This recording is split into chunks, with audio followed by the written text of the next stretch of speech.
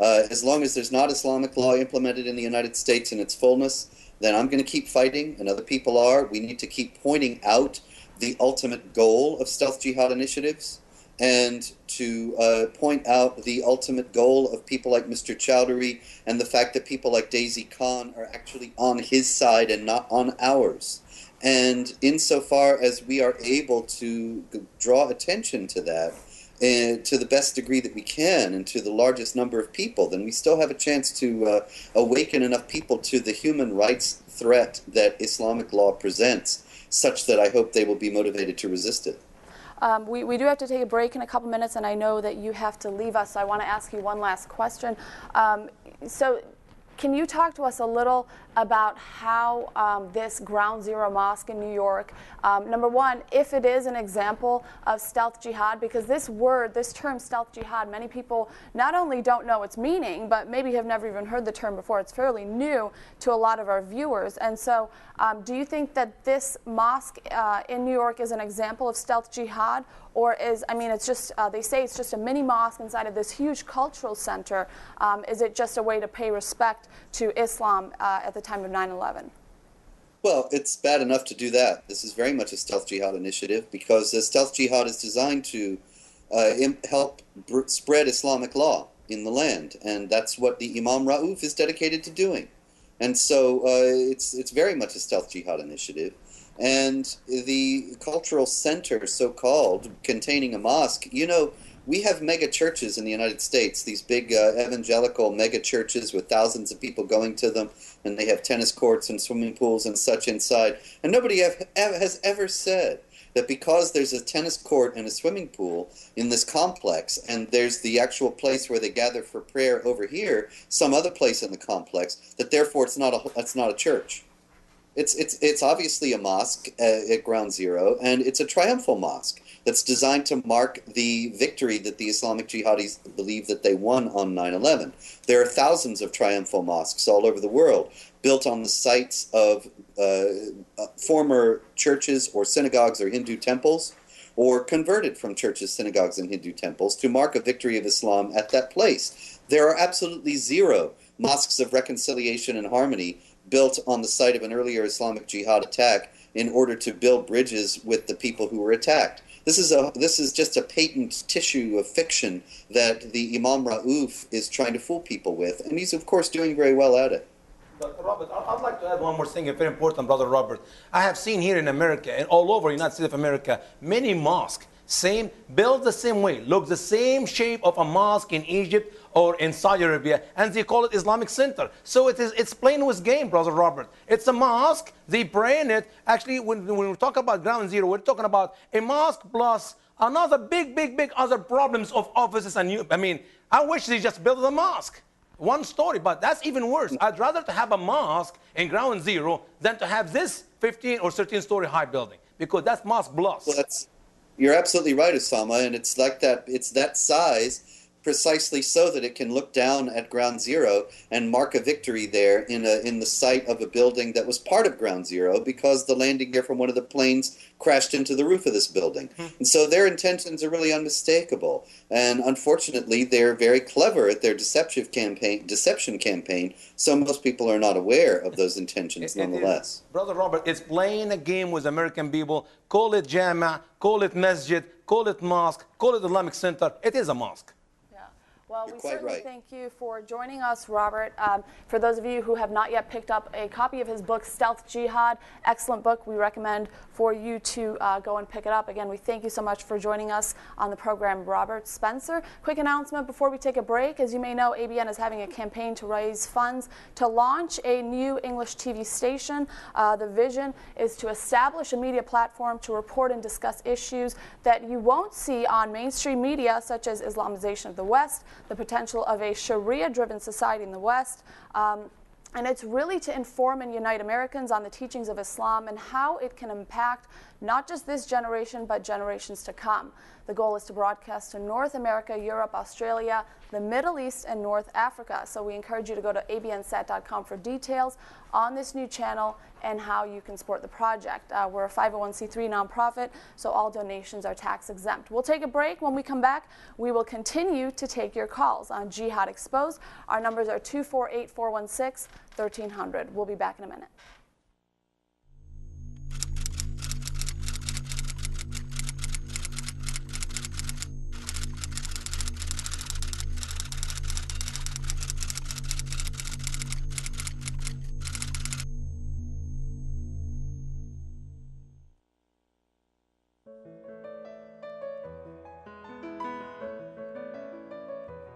Calling me to lay aside the worries of my day, to quiet down my busy mind and find a hiding place worthy. You are worthy.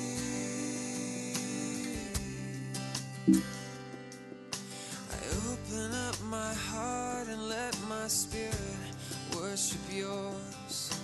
I open up my mouth and let a song of praise come forth. Worthy, you are worthy. Allahu Akbar, Allah. Jihad has come to America. Constitutes the most devastating series of terrorist attacks in history. The only deen Allah accepts is Al-Islam. And whoever seeks any other deen apart from Islam will never be accepted. Allahu Akbar!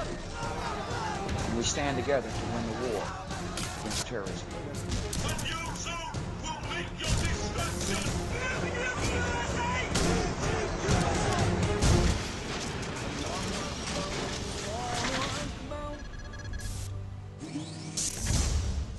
Welcome back to the program, Jihad Exposed, live on ABN. We'll take our next call, and then I want to turn it over to Anjem Chowdhury to comment a little. Who do we have on air with us? Welcome to the program. Shadid, can you hear me? Welcome to the show. Who do we have on air? This is Shadid, can you hear me?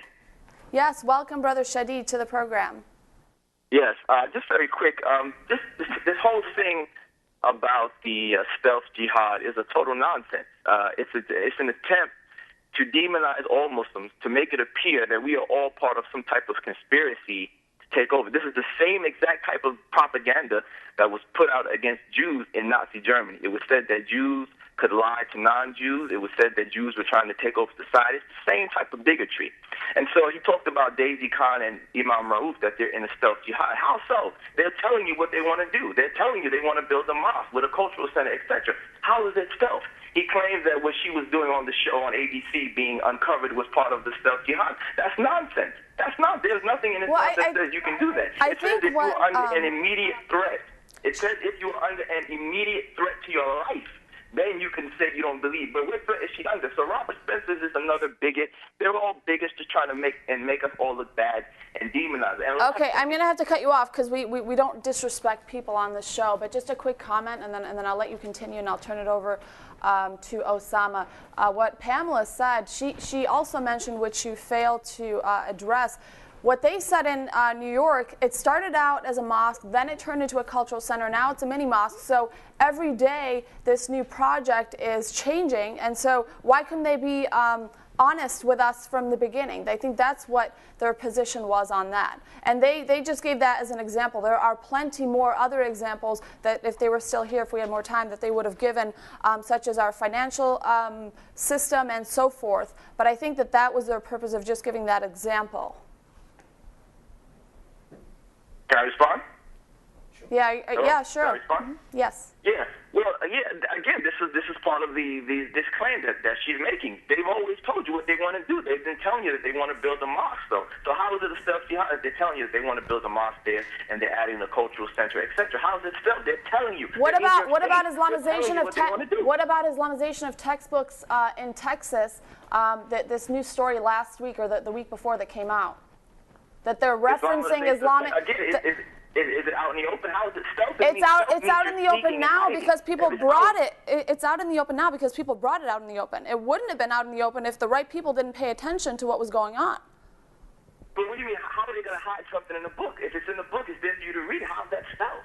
So again, this is just nothing more than an attempt to demonize all Muslims to make it appear we're part of some conspiracy.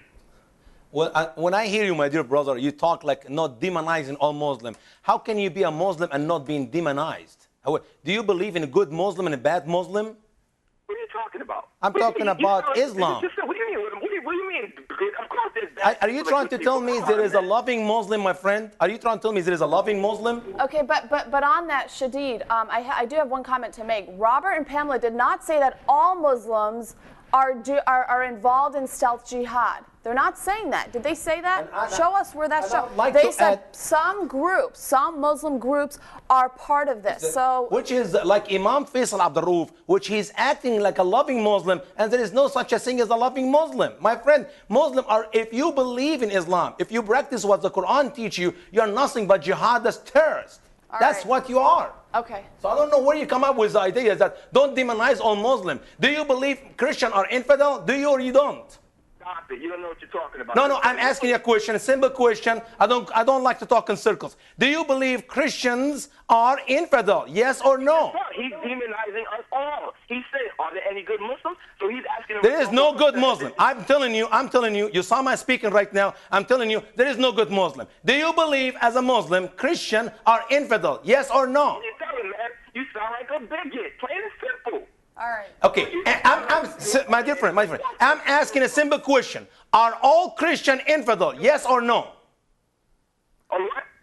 Are all Christian infidel? Yes or no? And then I want Enjam to respond as well. What do you mean, all Christians infidel? No, oh my Lord. For heaven's sake, answer my question. Is Christian infidel? Yes or no? What is your answer? Hypocrite, man. See, you are a deceiver like Allah. Listen up. You're a deceiver like Allah, like Muhammad. And Allah was the best deceiver. You come today to prove me you're even more smarter than Allah. Are Christian deceiver? Yeah, are Christian infidel? Yes or no? All right, Shadid. Go. Bye-bye, Shadid. Shadid, bye-bye. When you have the guts to talk to me about your Islam, come back to me. All right. Now let's ask this. What's his name? We're not here to crucify each other with words. My friend, it's ridiculous for a Muslim who understands the Quran, who knows exactly what Allah said in the Quran, who are nothing but in evil, and come here and tell me, oh, don't demonize all all Muslims. Really? If you're a Muslim, you're a demon. That's the end of the story. A passionate speaker. I want to turn it over to Enjam. Thank you for your patience, Brother Enjam. Why don't you respond to this question, and then we'll give you a little more time after that. Yeah, let me just start by saying, obviously, for people who are talking about compassion and love, I'm very surprised by some of the comments and some of the ways that the people on your show are talking. I mean, it seems to me sanity is a blessing from Allah, to those people whom He blesses and chooses. We've got to remain sane. We've got to have a proper discussion and debate.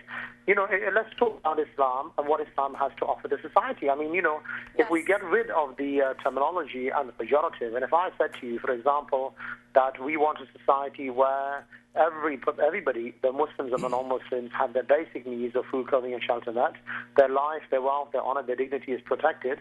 And we want a society where any exploitation of the male and the female is completely eradicated. I mean, Islam, far from being misogynistic, elevates a woman to the status of a mother, a sister, a daughter. Her honor is protected. Both the man and the woman must cover themselves in the public arena. There is no force in the history of mankind which elevated the woman to the status that she is today. I mean, Islam, for God's sake, let